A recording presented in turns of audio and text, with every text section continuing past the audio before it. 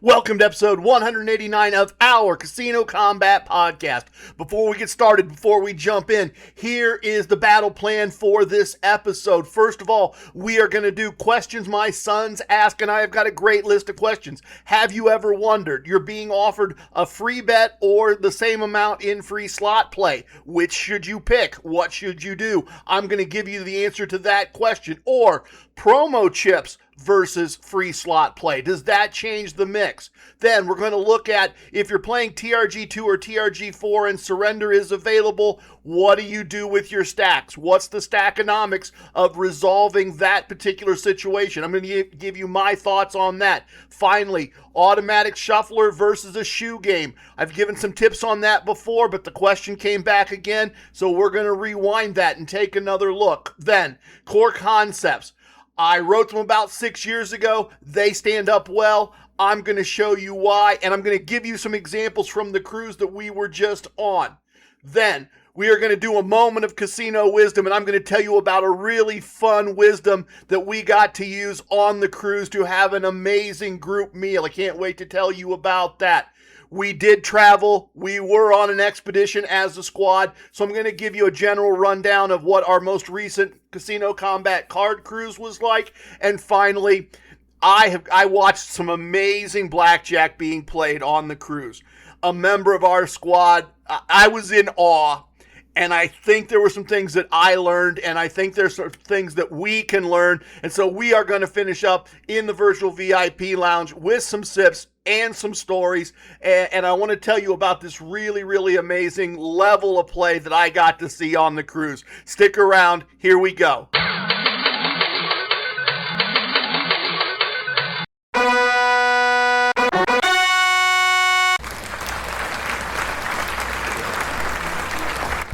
I hope you understand. He was born a rambling man. It's me. It's TRG, the Rambling Gambler, just trying to make a living and doing the best I can. Welcome to this episode of our Casino Combat Podcast. I am fired up. It was an amazing cruise. It has been an interesting time since the cruise. Lyrics, dude. Recite him some lyrics. It's 200 pages, give or take a few. I'll be writing more in a week or two. I can make it longer if you like the style. Actually, I can't. It's pretty much locked in. I can change it around. No, I really can't. It is locked in. And I want to be a paperback writer. Well, we are really getting close to that happening. I got off the ship. Sometimes these things happen, and I'm sorry, I owe you an apology because I've been a little bit MIA. We went on this great cruise. We had this amazing, amazing time as a squad, and I kind of, honestly, there, lore has it that there is this thing called a volcanic dingo heater. And I'm sure we'll all learn a little bit more about that. But the essence of a volcanic dingo heater is that when it hits, you can't lose. And it is all consuming. And when it is done, you are burned out and wiped out. And I got off that ship. And it's kind of like I got that volcanic dingo bite. It really was. I became all consumed with finishing this book. With just a book that's been kind of on my mind for a long time, with finishing it off. I took all the casino wisdoms. I took every single casino wisdom and I turned it into a book. It has been since we got off the cruise, has to have been a month, just hour after hour, edit after edit, detail after detail, tweak after tweak, little thing after little thing. But it's real. I very literally just within the hour push the button to publish the author's proof. The physical book that'll get printed, that'll let me look at it and look it over and make sure that it's right, make sure that it's set. And then I'll be able to give you a publication date. Then I'll be able to tell you when you'll be able to actually go out there and buy it. But I want to tell you that from the bottom of my heart, the naming, the labeling, the title and subtitle on this book are very, very, very intentional. They were done with a lot of thought and a lot of foresight. It is Casino Combat presents the Book of Casino Wisdom, our guide to smarter gambling, better comps, and the casino lifestyle. And that little hour in there was really, really important to me. Yeah, it's my book. Yeah, it is, but it's not. It's our book because it's the things we've tested, and it's the things some of you have said and some of you have written. That's a really important part of this to me, is it's not just mine, it's ours. We have a wisdom from Keeper of Wisdoms in there, wisdom number 82. We have a wisdom that Dr. ECE, Fourth to the Ring, wrote. We have a wisdom that Atlantic City Empress wrote. It is not just mine. Walking Wikipedia, a good friend of mine, he has a wisdom in there. We have a Gabriel-inspired wisdom in there. It is very much our book, and I am looking forward, hopefully by the next time I speak to you, to tell you on this day, at this time, you will be able to buy a copy of this book. But we have compiled, as a squad, as a group, we have compiled 49 wisdoms in the first roughly 6 years of this podcast, 5 years of this podcast, going into year 6. We've compiled 49 of them, and I have put them together in a way that I hope you'll find interesting and useful, and that is what I've been about. It just grabbed me, and I had to finish it, and I had to get it done. And I am thrilled to get back with all of you and have a conversation today. But I did. I needed to let you know that book is on its way, and it's going to be I think really useful for a lot of us. I know that casino wisdoms are something I come back to on a fairly regular basis. So we have a battle plan, and I believe the battle plan says that, yes, next up, we are doing questions my sons ask. What?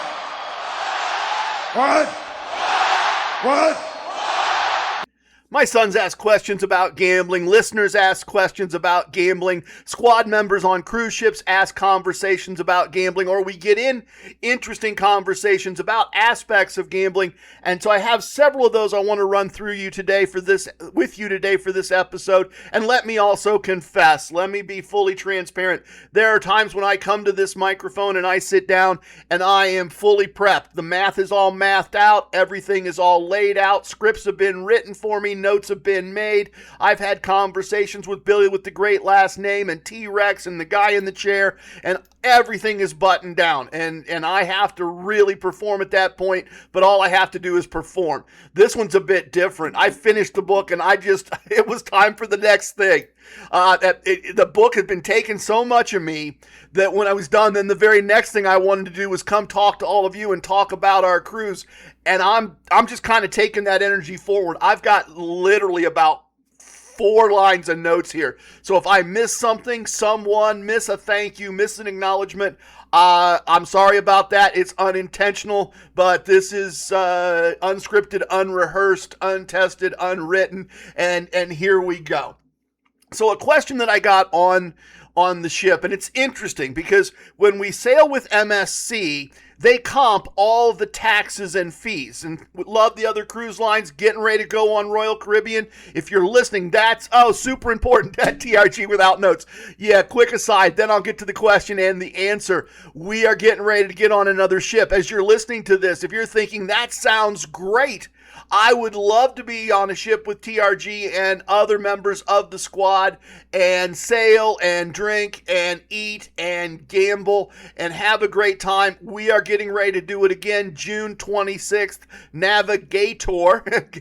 I loved sending that one to Gator Gambler. I did. Navigator of the Seas, beautiful ship. I've heard nothing but great things. Great itinerary. We are going to go to Ensenada, then Cabo San Lucas, and then over to the mainland of Mexico, over to Mazatlan. So it should be a great trip, should be a great time. Qualified players are comped, paying taxes and fees.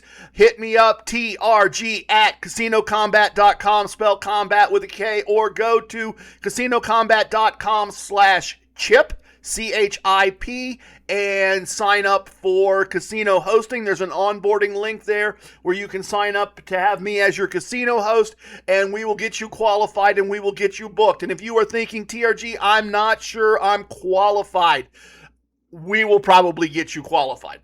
We need people who are going to put in time on table, or we need people who are going to put in less time on table and make some larger bets. The choice is completely yours. Doesn't matter what game you play. Doesn't matter if you're a roulette player and I'm a blackjack player. Ultimately, we're all playing the game of casino gambling. We've got spots available. We have got cabins held. If you would like to join us, please join us. But MSC does take a deposit, even though they comp the taxes and fees. For gamblers, they take a deposit, and then that deposit is refunded to you as your choice of promotional chips or free slot play. First night of the cruise, you paid $500 as a deposit, you get your $500 back. And people took it as a mix. Some people took it as free slot play, take a shot at that big money. Some people took it as promo chips. Some people took it as a combination. I will tell you that informal survey, anecdotal evidence, most of us that took promo chips played those promo chips and turned those promo chips into real chips and into real dollars. I myself came within $75. My $500 in promo chips became $475 in real chips. But that's where the question came up. And it may have been the natural himself, Riptide Halfling, that asked the question, is it better to take free slot play or free bets? And that's the way he asked the question, and that's a very reasonable way to ask the question. And I also think that's where the nuance of a proper answer comes in. I really think that is where the nuance of a proper answer comes in. You see, if you give me a choice between free slot play and a free bet, which is to say, my choice is a piece of paper that says it's a $25 free bet, and if I play it, win or lose, that piece of paper is gone. If I win, I get $25 as a green chip. If I lose, I get nothing. If the choice is that or free slot play, I'm taking free slot play. Free slot play, I can make 10 $2.50 wagers, which is to say I can spend $2.50 10 times, and I have 10 chances to win some money. And I have a chance or two, there's a possibility that I could win a meaningful amount of money or life-changing money, depending on the machine. And of course, I can drag that out. It can be 25 $1 spins. Lots of ways to do that, and we don't need to go into that. But the point is, instead of one roughly 50-50 chance at the value on the free bet, I'm going to take the multiple chances at a lot of money and the knowledge that I will walk away with something. I will admit, there have been some times playing TRG Slot Tactic number 1 from the ebook Casino Combat Slot Tactics. I'll admit that playing Tactic number 1, I have from time to time spun $25 and gotten 25 cents. It does happen. I have never had one, knock wood, I have never had one where I got zero. I've never gotten zero. Well, maybe once on like $3 in free slot play, but that's a stupid amount for a house to give away anyway. Point is that generally speaking, you get something, and usually it's not a lot. But I just had one the other day. They gave me $15 of free slot play, played it using my slot tactic number 1, walked out with $90. Not bad. Not bad at all. Might buy a Happy Meal with that, given the prices these days, but it was free. I was driving by. The point is, I'm always going to take that free slot play in comparison to a free bet or in comparison to a match bet. Certainly in comparison to a match bet where I have to put money up just to make the wager. But what if it's not?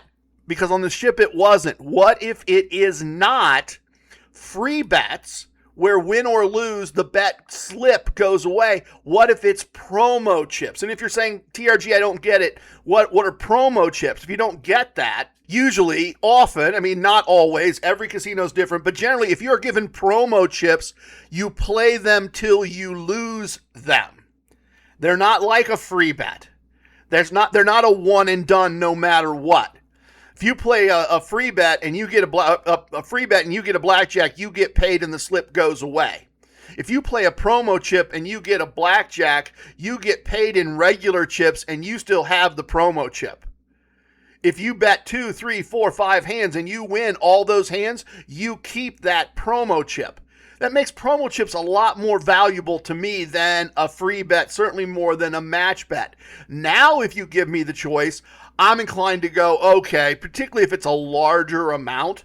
If you give me the equivalent of an entire buy-in with promo chips, I'm taking the promo chips, not the free slot play, because there's a chance I could really turn that into something. And as I said, most of us on the cruise, when we were given promo chips, we managed to turn those promo chips into pretty much the same amount. I mean, that is a testament to TRG2, TRG4.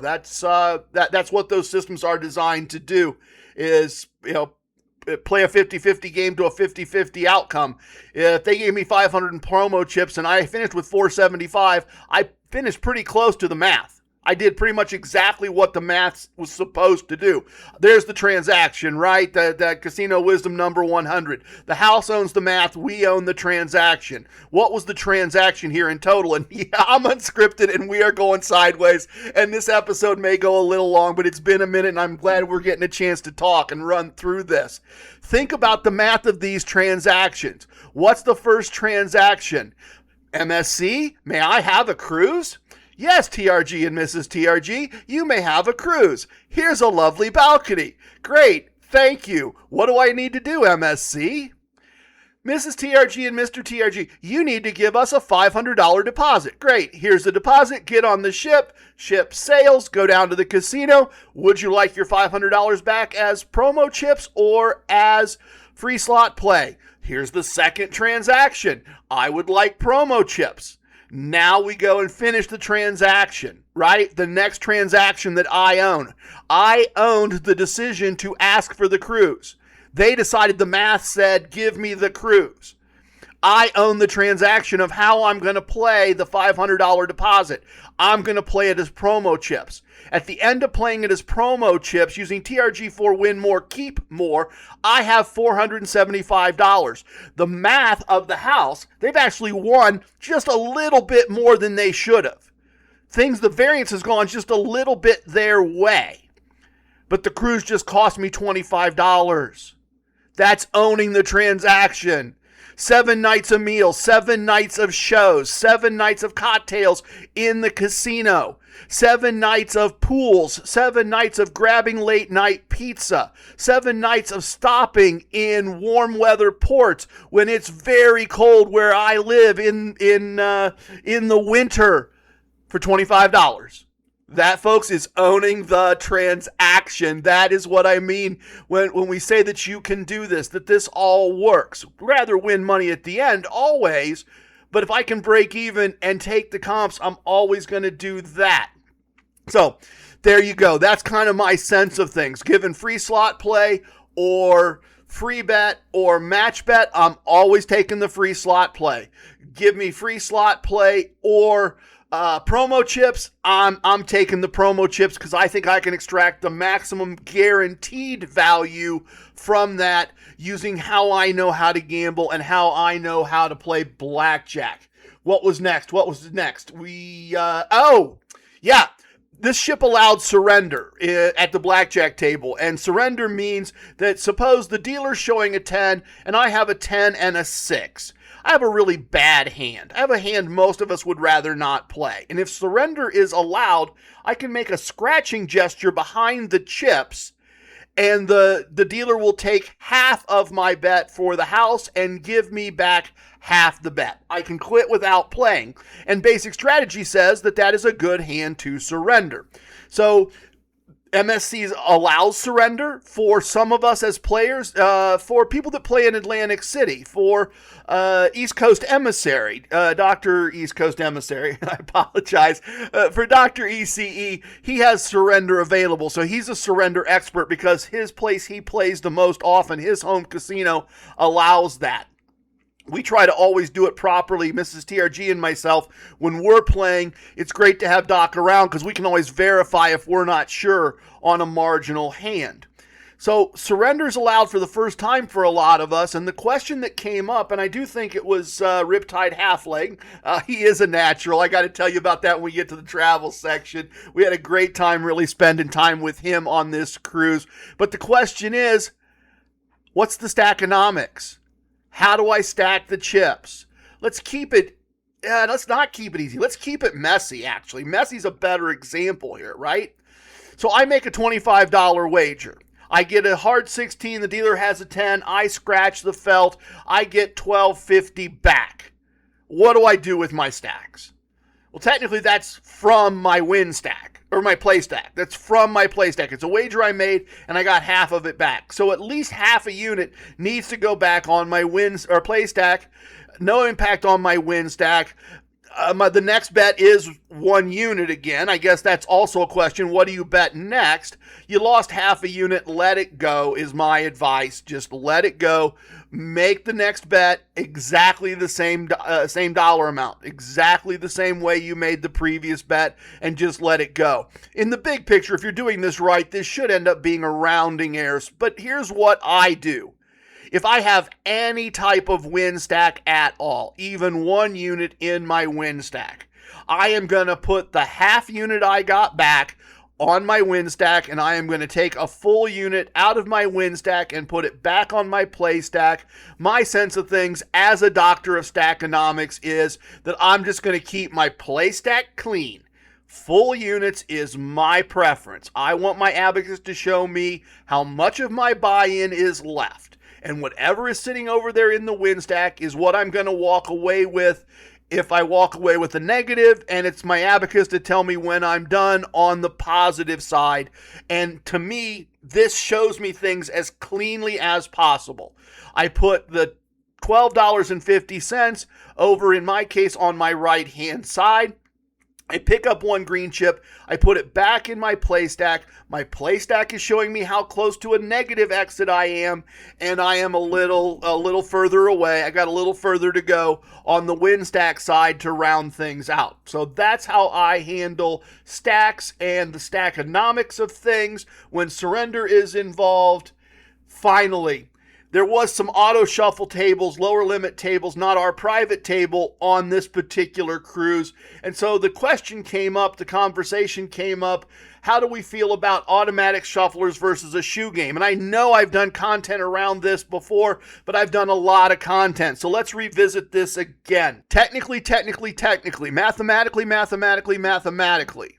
The fairest game that you can get is a small number of cards, 1 deck, 2 deck, shuffled, and you play 1 hand. And then you shuffle, and you play 1 hand. Dig into the math far enough, and that's the fairest game. That's your first choice game. Not that you're going to get that game anywhere.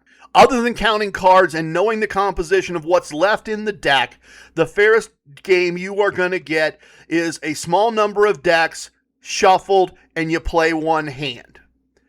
So that means that the second fairest game you could get is a continuous shuffle game played heads up where the cards reshuffle for 30 seconds, 60 seconds between each hand, which is to say you play the hand, all the cards go back in the machine spins for 30 seconds or a minute, then you play the next hand, then you put all the cards back. That would be the second fairest game mathematically that you could get. Now, a lot of us don't like continuous shuffle.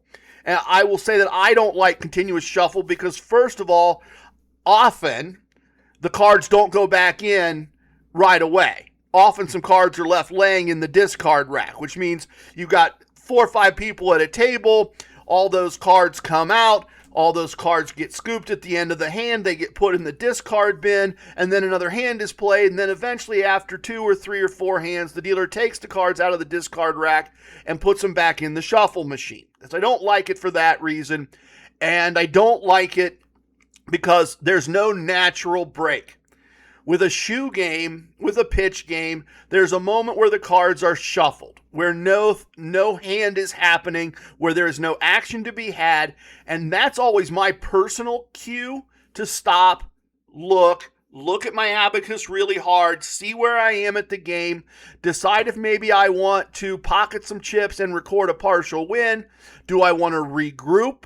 Do I have -3 in the play stack and I'm at 5 in the win stack? Do I want to regroup? Do I want to pretend I literally walked away and came back and pocket that small win, record it in my phone, record it in the track app, and then start a new table? I might want to do that. But that natural break to shuffle the cards lets the dopamine come down a little bit, gives me a chance to think, look, talk to Mrs. TRG. We had a lot of those on the cruise the first several nights. And let me just sprinkle cruise stuff in as we go here. But first couple nights, almost every shoe we would look at our combined play stacks and our combined win stacks. And maybe I'd give her a couple chips out of my win stack, pocket the rest of a nice win, not quite a positive exit, but a nice win, and record a win. And we get to the end of the next shoe, and it would be the other way around. Mrs. TRG, the radiant goddess of casino combat, would pass me a few chips, and then then give me the rest of the chips to put in my pocket, and we record that win. And we sat the first couple nights on the cruise and just did that as a couple over and over and over again. Neither of us won every shoe. As a couple, we won every shoe, and sometimes we only won 1 or 2 chips for the shoe as a couple. But that break, that natural break, doesn't happen in a continuous shuffle game. So, if continuous shuffle could be theoretically the best game available, but we have these concerns, how can we play the math of the best possible game? How can we get the best possible game, play the math of the best possible game, and deal with the fact that there's no break? That you can just kind of get in a zombie state, just kind of playing hand after hand, not really paying attention to the details. Well, here are some tricks. Generally speaking, a shoe game is going to usually take, depending on the number of decks in the shoe, et cetera, blah, blah, blah, call it 15 or 20 minutes, right? A very slow 8-deck game with a couple players only, with lots of interruptions. It may be a little longer than that, but 15 or 20 minutes is the number. So here's my first tip. It's not a trick. The next one's a trick, but here's my first tip for playing a continuous shuffle blackjack game. As you sit down, set a timer on your phone. 15 or 20 minutes, doesn't matter, you pick. When the timer goes off, finish the hand and treat it like a shuffle. Step back from the table, take a look at where you're at, sit out a hand or two. It doesn't matter, it's continuous shuffle. You're not changing the cards. No one is finding a pattern in the cards. If they complain, that's on them, not on you. Take a couple hands, let the dopamine go down, see where you're at, see if there's anything you want to record, see if there are any chips you want to take off the table, see if there are any stacks you want to change, get back into the game. It's a new shoe for you. That's my first tip. Pro tip, treat it like a shoe. Give yourself 3 or 4 breaks every hour for just a hand or two as you process what's going on. Now the trick. This one's a little bit subjective. This one you got to kind of manipulate things a little bit. I don't think there's any crook stuff here. I really don't. Mitch might find some. We'll see. But here's the trick. I want to get the dealers to put the cards after the sweep. After they rake the cards and put them in the discard, I want them to go back in the bin. I want them to go back and be shuffled right away. I can't prove it. I'm not casting aspersions. I am not making allegations. But I sat at Bellagio in a continuous shuffle game, and it appeared to me, and put value on that however you put value on it, but it appeared to me that when the players got a lot of 10s and aces, which is to the house's advantage, the cards stayed in the discard bin quite a while. And when the players were getting lots of small cards, which is to the player's advantage for following hands, then those small cards went right back in. And I said, not casting aspersions, not making allegations. I certainly can't prove anything. It's one person's observation of one part of one shift at the Bellagio. But I don't like it. I don't like it when the cards sit there, because that means a smart dealer, a dealer as smart as me, which is not a very high bar, but a dealer as smart as me can figure out that there can be a house advantage if they watch the cards and decide when to put them in the bin. And a smart pit boss, a smart operations manager, and they are certainly smarter than me, could simply instruct his team that that's what they're supposed to do, that that's the procedure, and most people would never notice that that was going on. So I want those cards back in the shuffler, ideally at the end of every single hand. And how can we do that? How can we set that up? Well, we can incentivize the dealer to do what we want. And I have been known to say, okay, cool, I'll watch, and if the cards all go back, I tip her and say, hey, thanks, or him and say, hey, thanks, I really appreciate it when those cards go right back in. If you notice, then dealers are inclined to do it. You can even take that a step further.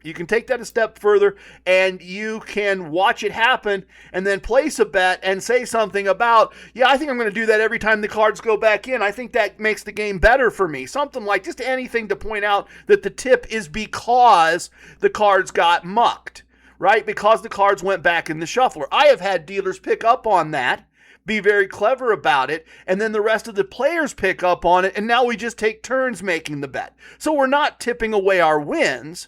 We're just, as a group, influencing the dealer to do something we would like the dealer to do. So there you go. 3 questions, 3 answers, hopefully worth the price of admission. The next thing we are going to do next is a core concept segment.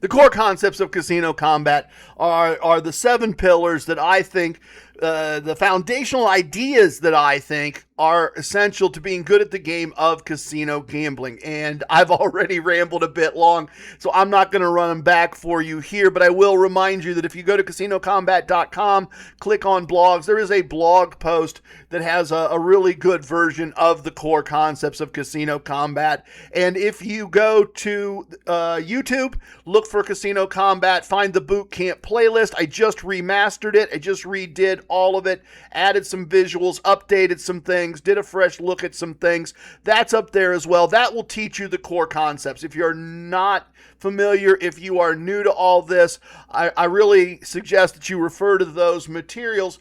But some of the core concepts involved having a progressive and regressive wagering system to use when you're making 50-50 wagers. And of course, TRG1, TRG2, and TRG4, all of which you can learn at CasinoCombat.com/chip.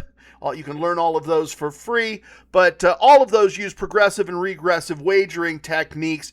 And the thing that jumped out at me after all these years of talking about this, after the fact that so many of you have learned this and that we're all together on this great ship and we're playing together, is the variations of this, right? The core concept says progressive and regressive, but different people can apply that in very different ways.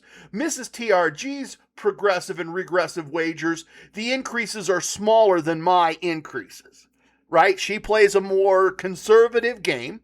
Same table, same game, same ideas, which is what I'm trying to show you, just done very, very differently. East Coast Emissary, PhD, has been using a very, very cool 4-4-3 rapier with black chips and green chips mixed together in his stack that creates an absolutely perfect abacus. Now that I am past the book writing, I am going to do some video content on that on the Spotify subscription channel. I want to show you not only how he's doing it, but I watched him play on the cruise, and he's stacking the chips in such a way as you really can look right at it and know which stack is for which part of the rapier, and they serve as visual triggers and as a visual coding. So really easy for me to say of where exactly he is in the system, in the process, and to trigger the fact that we would like the dealer and the pit boss to recognize that from time to time black chips are being played and black chips are being collected, because we've found that increases the average wager that they put in the computer that drives our ADT and our theoretical. Questing Scholar was on board. He has a really solid modification of TRG4. Those are also in the blog portion of CasinoCombat.com on the website. If you want to see a very well thought out and well executed process that's slightly different than how I play, he's a little more aggressive in some places, a little more conservative in others, but an excellent, well thought out process. And then Midnight Diver, I can't imagine this. He was sharing while we were on the cruise that this was the first time since the last cruise we were on together that he'd had an opportunity to play real blackjack, not just practice blackjack. And I'm not sure I could stay sane if I did that quite candidly. But He is working on the process of applying TRG4 to 2 hands played with 2 separate sets of stacks, 2 play stacks and 2 win stacks, to achieve double points earned per hand played. So since he doesn't get a chance to play as often, and so since on a cruise ship opportunities to play are somewhat limited, he's looking for a chance to play 2 spots at the same time with 2 buy-ins, play them completely separately, and just earn double the points, which is like playing twice as long. Really clever. Really, really brilliant stuff. Really, really smart application of the core concepts or aspects of the core concepts. And I've got to tell you, I go on these cruises with all of you. We cruise as a squad. We play as a squad. We eat as a squad. And I learn so much about gambling. Other good gamblers. We speak the same language. We have our own vocabulary. I learned so much through that process. That is one of the things I always take away from these voyages, from these missions, if you will, from these expeditions, as Dr. ECE would like to say. All right, the next thing we are going to do is we are going to share a moment of casino wisdom.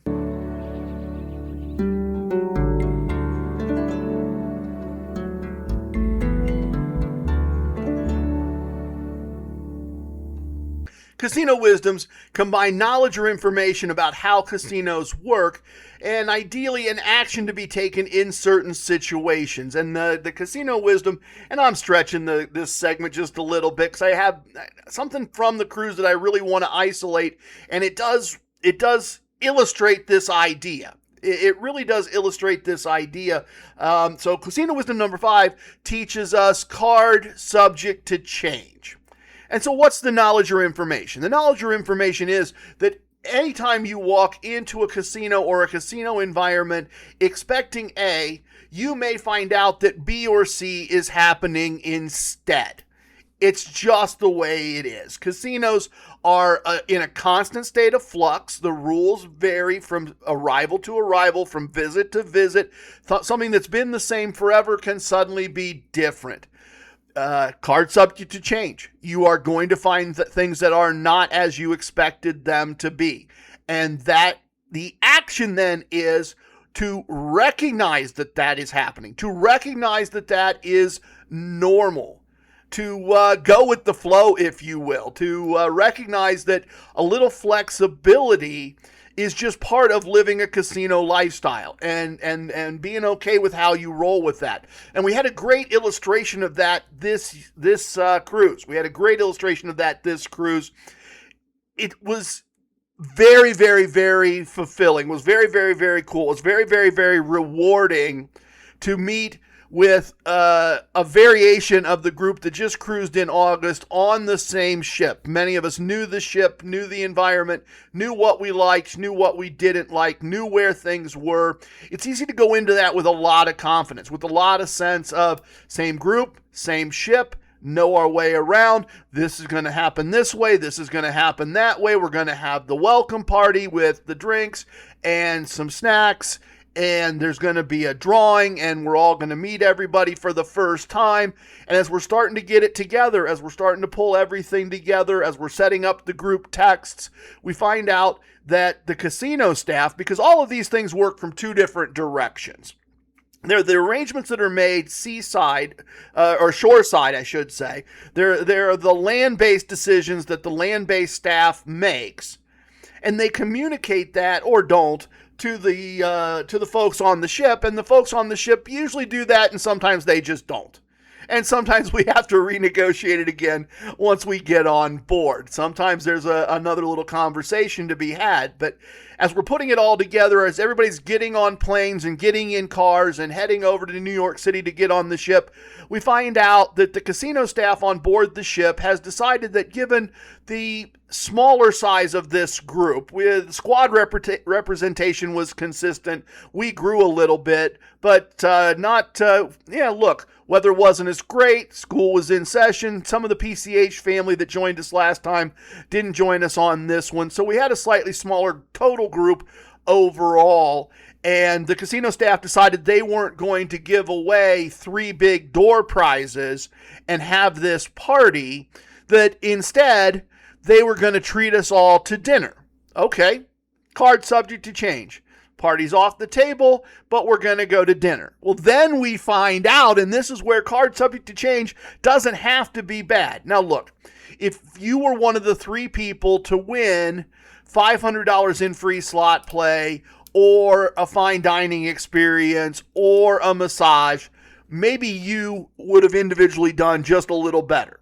But as a squad, we got treated to dinner at the fine dining hibachi restaurant on the ship. And so once again, to back up just a little bit, the cruises I've been on, I think this is pretty standard. You have a block of meals and a block of places that you can eat that are included as part of your cruise fare, which is to say they are included as part of your cruise comp. We could go eat in the main dining room at our assigned time anytime we wanted. We had some great group dinners. We did some great group sing-alongs. We had a blast doing that. You could go up and eat in the buffet anytime you wanted. There were some other places to get food around the ship anytime you wanted. We didn't go hungry. Please don't think that was ever a concern. The food was great. The food was amazing.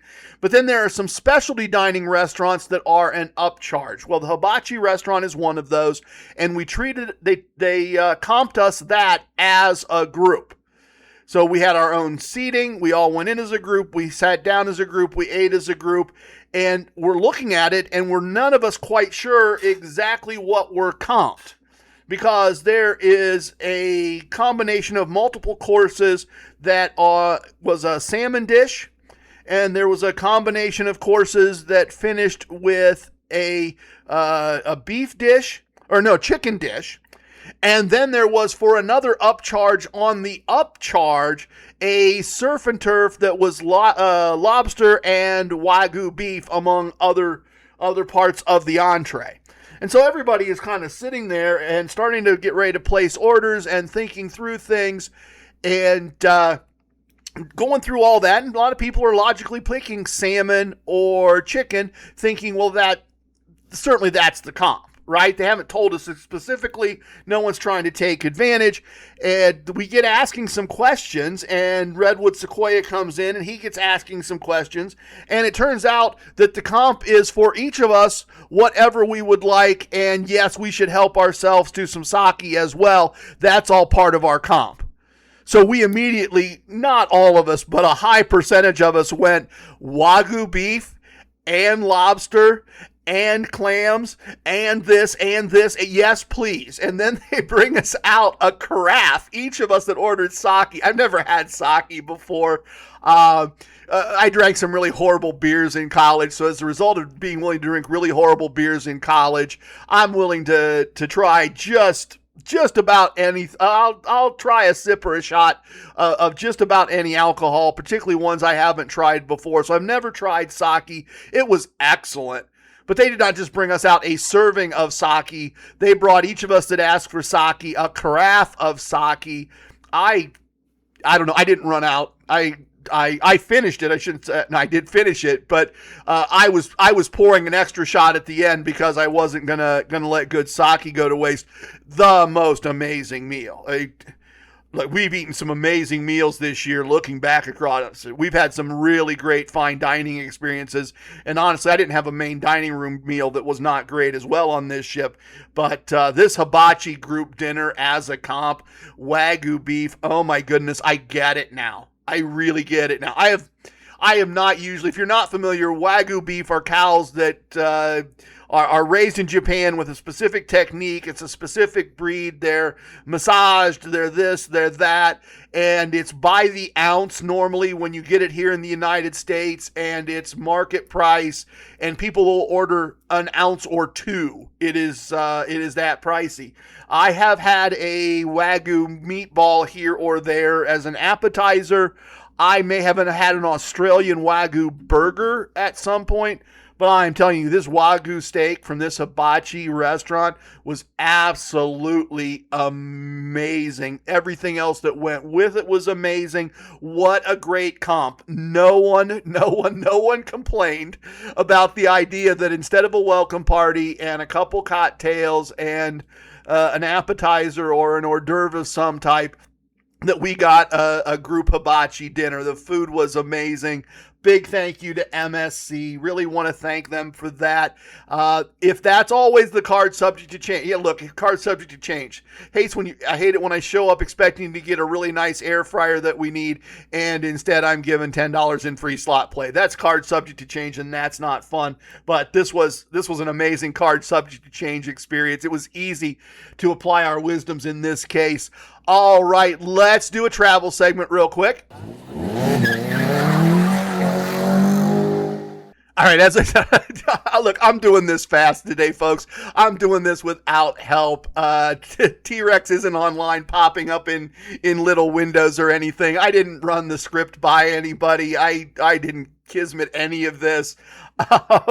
So let me insert some show notes so somebody will pay attention. T-Rex, guy in the chair, somebody. We've got to do better bumper for this. We got to do better travel bumper. It needs to include some ship horns or some seagulls, motorcycle revs, something. We're due. As we go into the next year, we need to update the bumpers for the travel segment for sure. Look, obviously the travel for this episode is heading over to New Jersey, to New York City.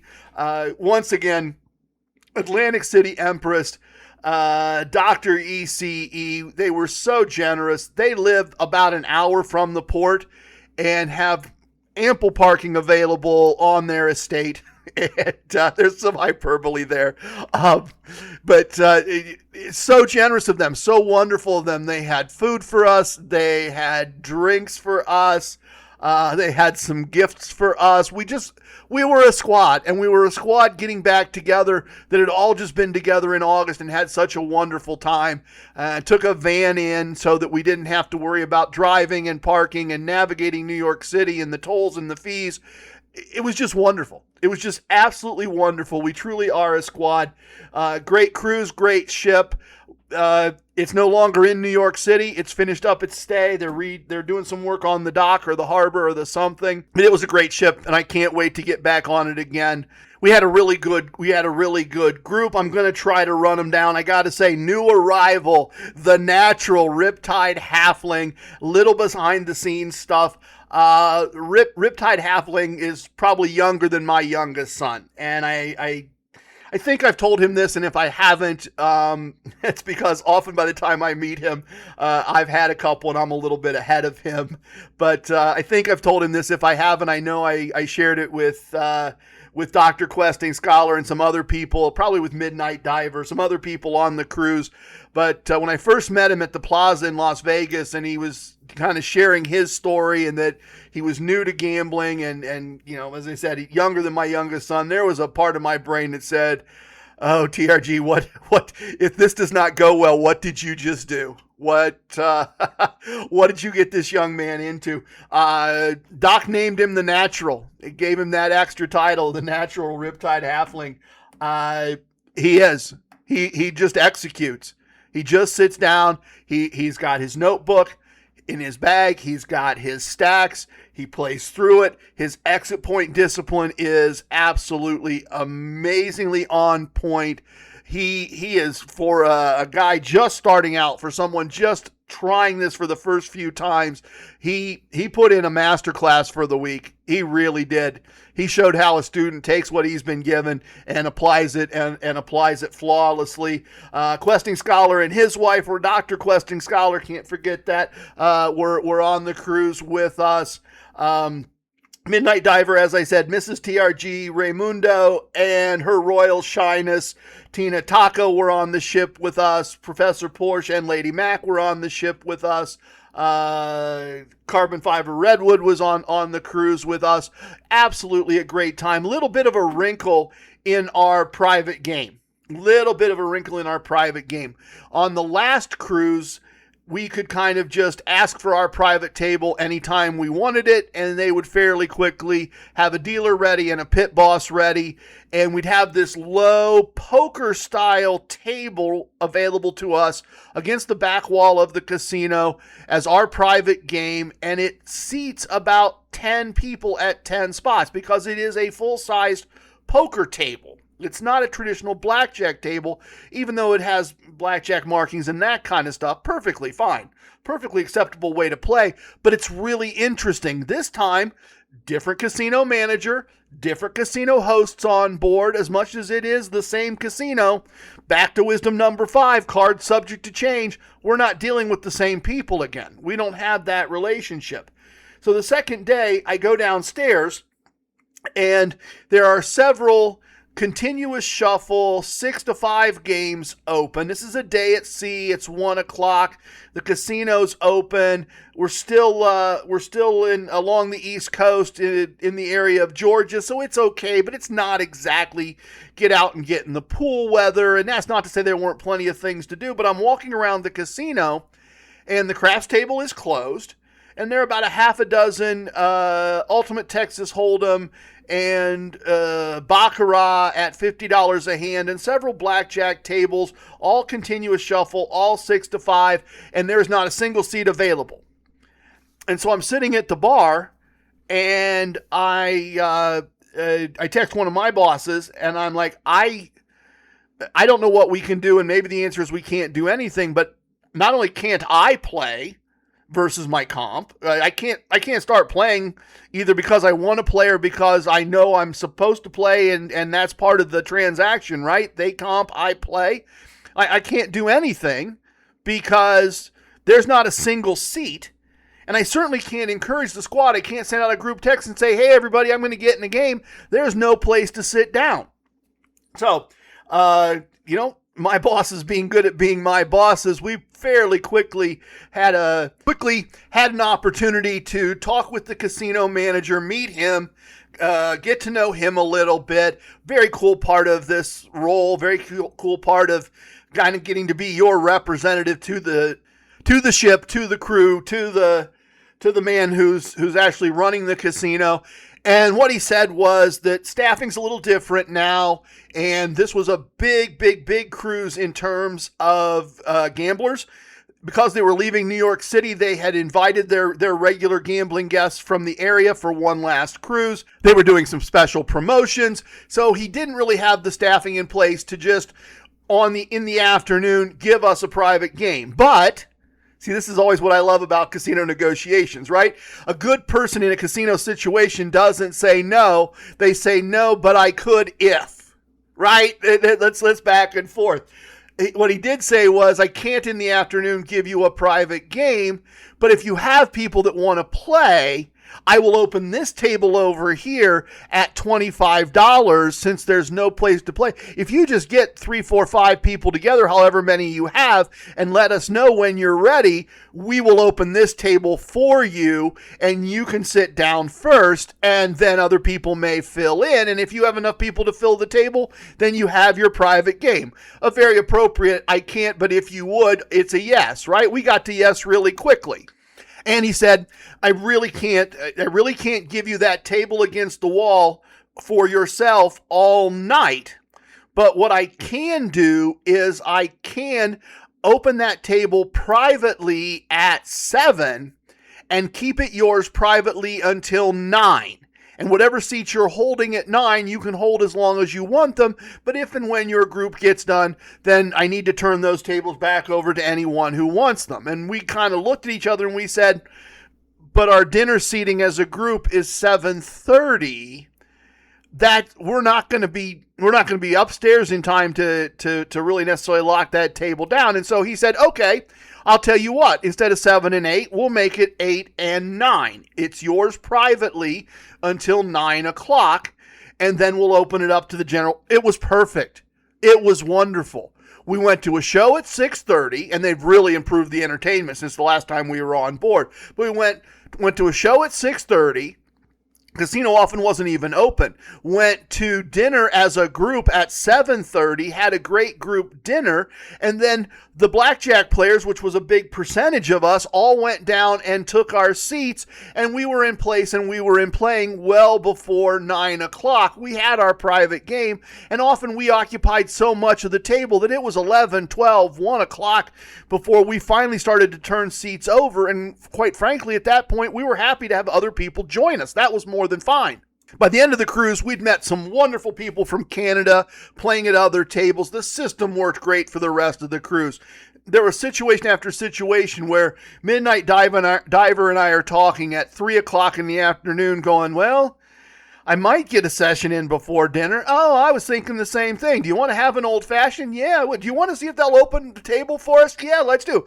Worked every time. Go over and say to the pit boss, hey, I think I can put 6, 7 people on this table if you would have a dealer available.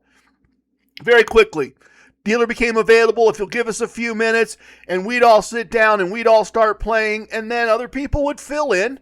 It was a great solution. It was a great casino solution, and it was card subject to change, and no problem with that at all. I guess if... No, let's do this. Let's flip it around. Had a couple great things happen. We had our own private blackjack tournament just for our group. Just us against us. Reigning champ, Mrs. TRG, the radiant goddess of casino combat, could not pull off back-to-back wins, but we had a worthy champion. East Coast emissary, PhD, inner circle member, fourth to the ring, won the tournament, took his winnings in promo chips, and to my eye, I have a picture of it, I know how much he won. To my eye, he roughly tripled the promo chips he was given in terms of the real chips he went and cashed in. It was absolutely amazing to watch him just carefully and methodically play those in ways that made sense, in ways that if he lost them, it was less significant, and in ways that he could take advantage out of things. It was amazing to watch someone with that much skill take that win and make it into a bigger win. We had a blast playing blackjack against each other. And I said they're doing some special promotions for all of their invited casino guests. They had a 2-day private slot tournament. And the way slot tournaments work is you just mash the button, mash the button, mash the button, and whatever points you get are the points you get. The way this was structured, the top 8 people over the first and second day of qualifiers got to play in the finals. And everyone in the finals got an amount of free slot play ranging from $1,500 in free slot play on the high end to $300 or $400 on the low end. But everybody got a nice prize if they managed to qualify and get into this tournament. And once again, the squad, Carbon Fiber Sequoia, took 4th. Mrs. TRG did a great job. She was 3rd. It was wonderful. MSC took pictures of everybody, both individually and with a significant person. They actually developed those pictures, framed to those pictures. Well, I should say printed. They did not show in my age. They didn't develop those pictures, but they printed those pictures, several of them for us, framed them with MSC frames, gave them to Mrs. TRG as a gift, as a wonderful souvenir, as a wonderful memento. It was great, once again, being a squad, cheering for each other in the qualifiers, cheering for each other in the final round, knowing people who were part of it. So results. As a squad, we won. Well, I think that as a squad, we won. This one's interesting. What I noticed on this cruise was that we were doing a good job of just kind of individually and collectively of squirreling away chips. The staff was not doing a good job of getting chip counts. The staff was not doing, to my eye and to what I listened to and what I perceived, there was not a lot of the pit boss checking, and there's only one pit boss, so maybe she was doing it instinctively as part of things. I'm not saying they didn't do a good job. Staff was great. Staff was amazing. But I kind of, as I got results, because as the host of the group, I get results for the group as play is happening. And I'm looking at numbers and I'm going, well, that's not my right number. You know, I did better than that last night. I know. And at one point I'm looking at my numbers and my wife's numbers, and I'm like, honey, let's count the money because they think we did X. And she's like, well, no, we didn't. And I'm like, I know, but let's count the money. So we get it all out of the safe and we count it. We go, no, we're right. They're wrong. Their number's low. That's fine. We don't care. And a couple times I checked in with people and I was like, none of my business, but if you want to talk, they think you lost this. And we all just laugh like, no. That's completely wrong. So what I'm saying is not that somebody didn't do a good job. I'm not saying that at all. What I'm saying is that I don't have as good a read on this cruise as I did on the last cruise on how the squad did. Because I know that the numbers I got they're not perfect numbers, and mistakes were sometimes in our favor both ways. But we won as a squad. As a squad, if you take the money we won and you take the money they won, as a squad, we won more than the house. And if you add in the comps, no one left this ship, no cabin, let me say it that way, no cabin left the ship without more than the value of their cruise in return.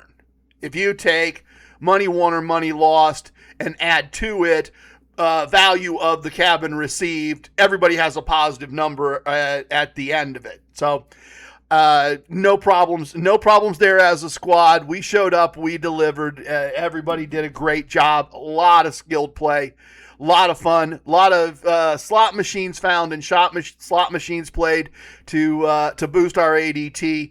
And then for Mrs. TRG and I personally, Mrs. TRG was placed well in the slot tournament, and they gave her $1,300 of free slot play.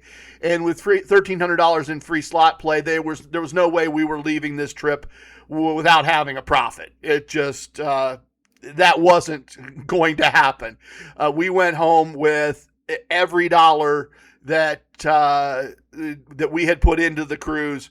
We replaced the $500 in deposit money that had come out. We paid for every tank of gas. We paid for every toll. We paid for every bus transfer. We paid for the drink package. We paid for the Wi-Fi package. We had extra money left over. I will confess I don't have a specific count for you in days pay, but I will tell you this. Free slot play aside, okay? Free slot play completely aside. Blackjack table minus the promo chips. So minus the free play, minus the promo chips. And we did well on the promo chips and we did well on the free slot play. Sit those to the side. We started out hot. The first 3 days of the cruise, the first 3 days and 3 nights of the cruise, we just won and won and won and won and won. And it was sometimes small wins and sometimes large wins. But as a couple, we had to win almost every shoe. And then things got rough. The back half of the cruise, we played even some nights, but it was come from behind play even. I had a long session where Mrs. TRG gave up, and I was like, playing a little bit bigger unit size, doing a bit of a meta martingale, playing a little bigger, and I'm trying, and I'm almost back to even, and then sliding back down, and almost back, and not even almost back to even, almost back to a point where I could see even, right? I could see even was possible, and then I'd slide back down, and I'd claw back, and I was enjoying the company, and I was enjoying the cocktails, and I was putting in time on device, and I was convinced I was going to get there, and about 1 o'clock in the morning, I finally dropped off. I finally dropped the last chip I was willing to drop for that night. So the back half of the cruise was rough. But we had a really interesting thing happen.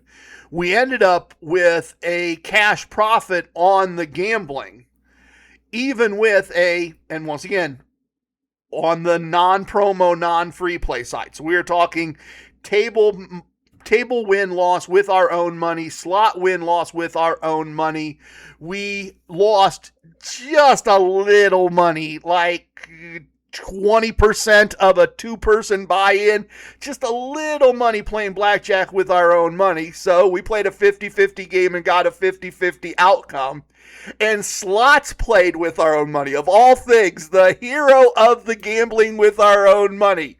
The slot play with our own money generated a cash profit greater than the money lost playing blackjack with our own money. So big win overall, big win in terms of add the comps, add the money won with the promo chips, which was the money won with our initial deposit, and the money won with the free slot play, and the money won in combination of slot play and table play, and we had a nice win for this trip. No ifs, ands, or buts about it. But it is weird. It is weird to have the slot play with cash offset the money, tiny bit of money lost playing blackjack. That's not normal. And that was a little fun outcome of this. All right, I hope I gave you a good sense of it. I hope I gave you a good sense of things. Let's take a little break here. Let's let Katie come in and take care of business, and we'll listen to Jericho, and then I'll meet you for some sips and a story. If you or someone you know has a gambling problem and wants help, call 1-800-GAMBLER or visit your state-specific helpline. This content is for informational and entertainment purposes only. Past performance is not indicative of future results. A little bit of the bubbly. Welcome to the most must-listen-to segment in casino lifestyle podcasting, the Virtual VIP Lounge. Our lounge is open, and we have the best virtual everything virtually all the time. The best virtual food and drink served anywhere on the interwebs, guaranteed or your money back. And I will tell you the truth. There are so many times that I sit here and I have something fun poured or something interesting poured, and I have a little bit of shtick and I have a little bit of a bit here. I have a leftover still water that probably, there's a possibility it came right out of the tap, and an empty glass that was the good water that I actually brought into the studio today, the glorious Casino Combat Studios. I'm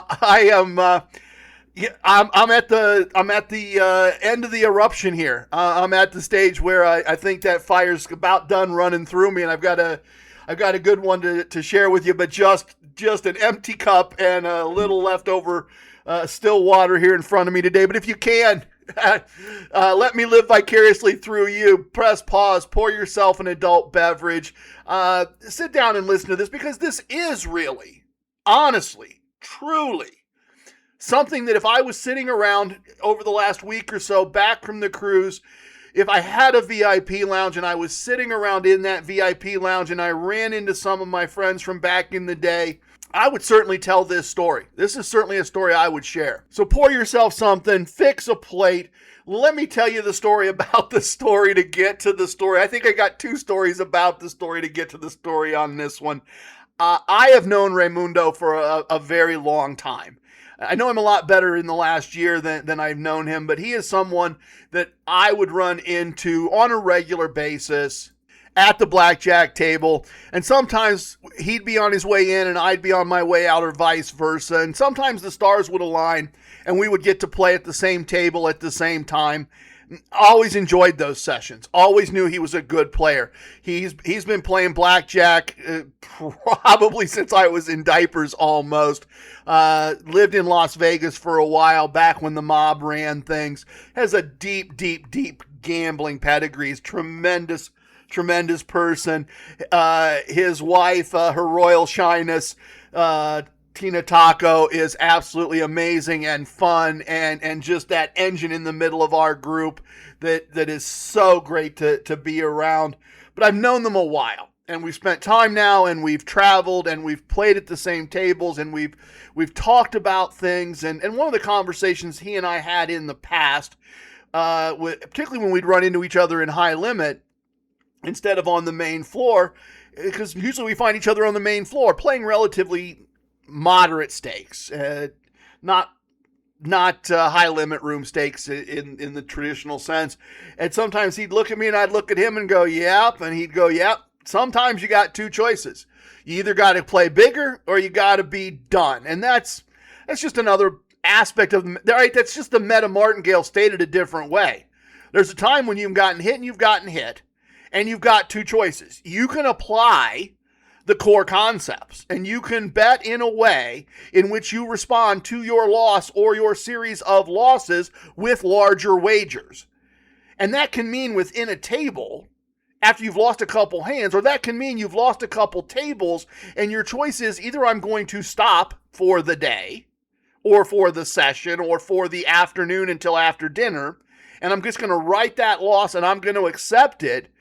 Or you can respond to those losses with a larger wager, and you can start upping your unit size and making larger wagers. And he would say that to me, and I would say, you're right. I absolutely agree. You're absolutely right.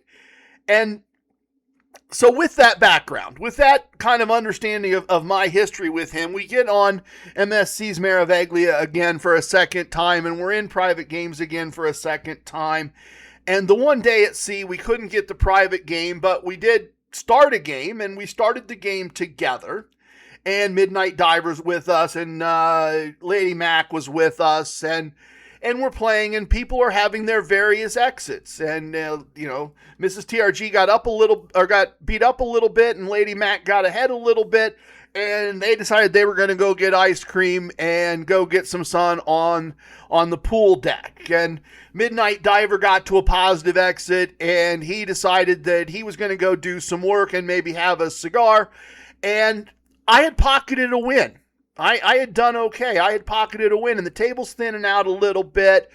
And it's me and Raymundo, and Raymundo's been getting thumped. He's not been having a good time of it. And, her Royal Shyness is checking in on him from time to time. And are you okay? And he's telling her, he's pointing to his stacks and he's saying, I'm here and I need to be here. And I'm this. And he's kind of filling her in and reassuring her that he's fine. His energy level's fine. He's focused. He's got a plan. They're just having their conversations as a couple. And I'd pocketed a nice win. I play with Midnight Diver and everybody else, and I had gotten down a little bit on the current buy-in and didn't have much in the win stack, and caught a couple hands, larger bet, caught a blackjack, and I had a win stack with one unit, and I had a full play stack, and I'm trying to decide, am I going to keep playing, am I going to keep hanging out with my friend Raymundo and playing, or am I going to maybe follow everybody else's lead and go get some food, take a little break? Got a lot of time, it's 3 o'clock in the afternoon, show isn't till 6:30, we're all going to meet here in the casino and go to the show. It's not like I can't go do something on this ship and come back. It's not like I can't play some more.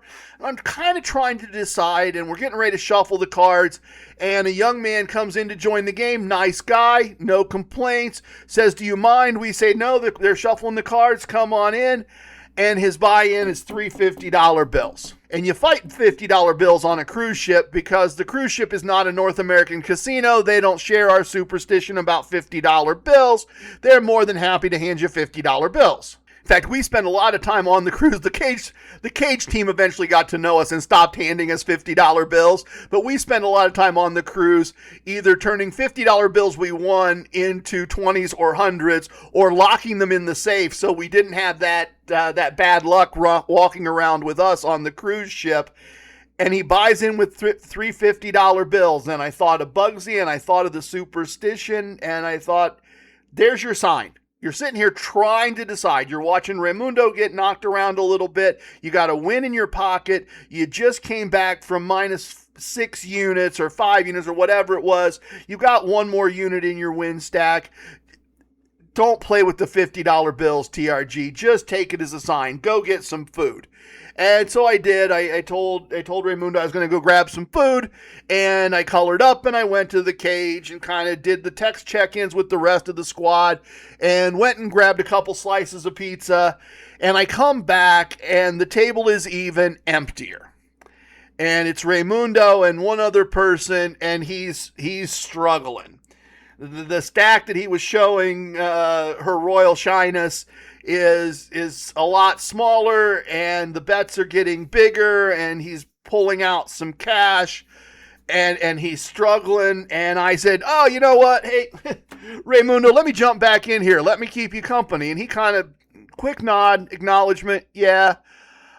And I didn't think anything about it. I wasn't at all concerned about that at that point. I was trying to lighten things up. I was trying to help eat some cards, maybe get him to a shuffle, maybe see if some conversation would help. And he wasn't having any conversation. That's unusual. That's not normal. And I just adjusted to it.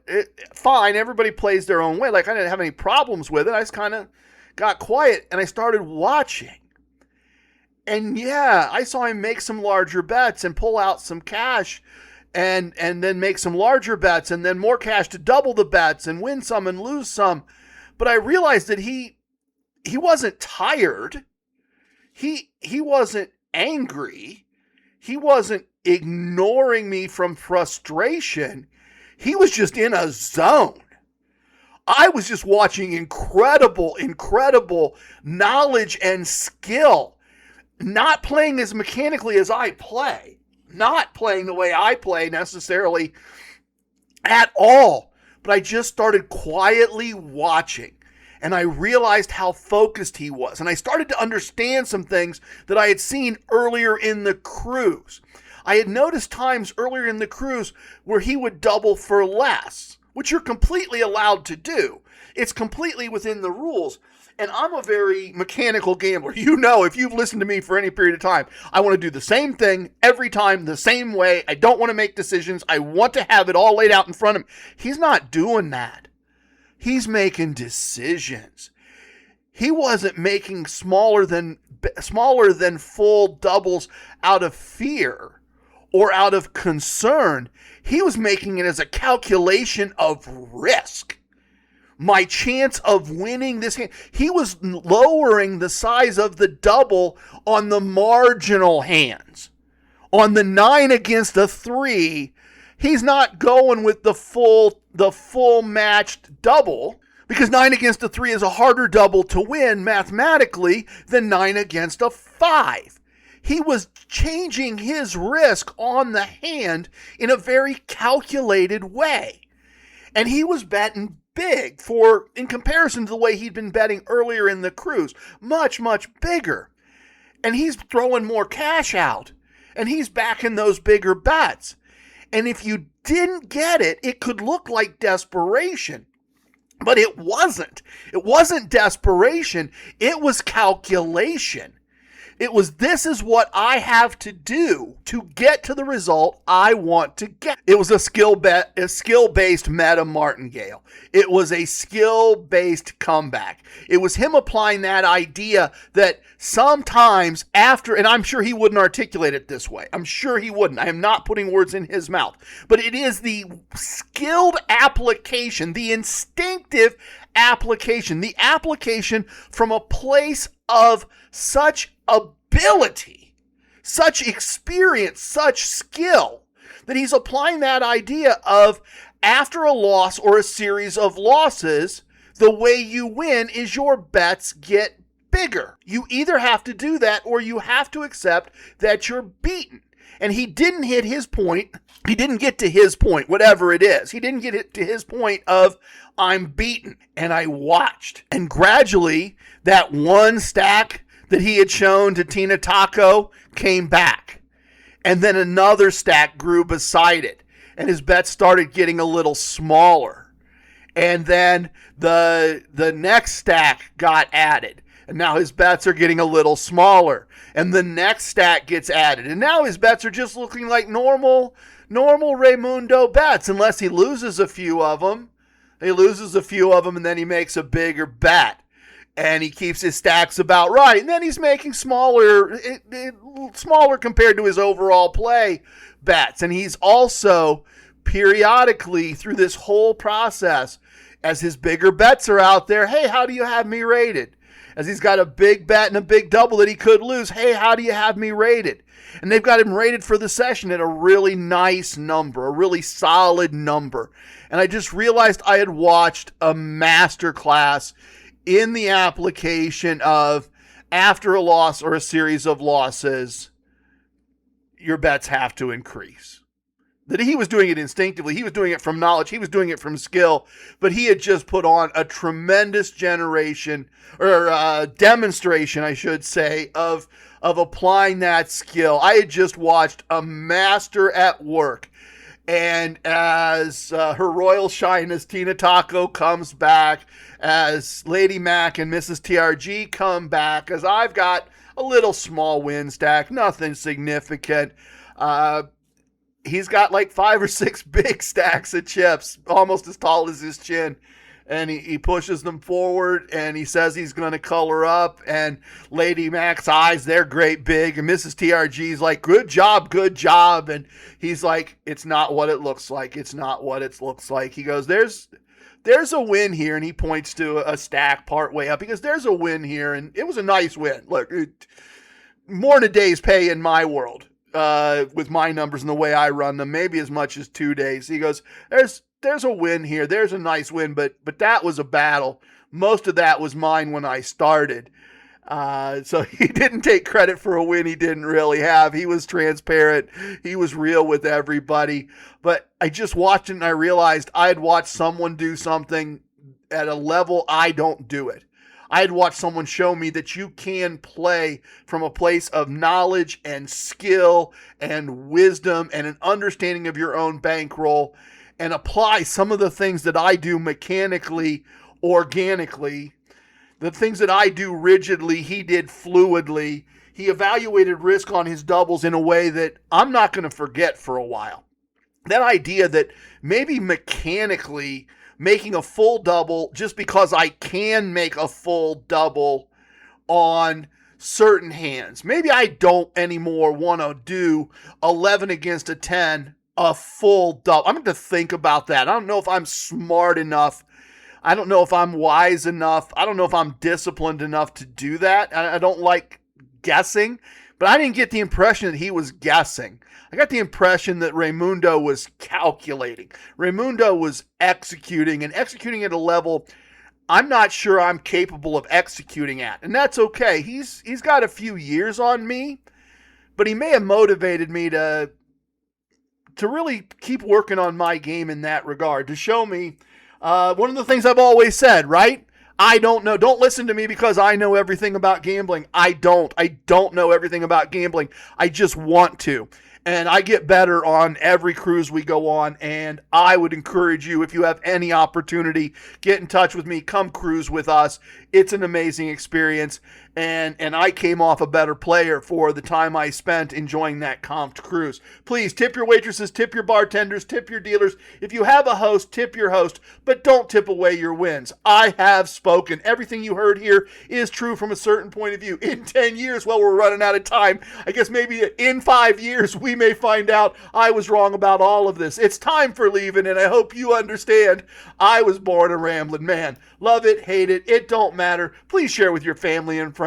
Goodbye, everyone. Thank you for listening. Stick around. The best part of the podcast is next, the Casino Combat Blues.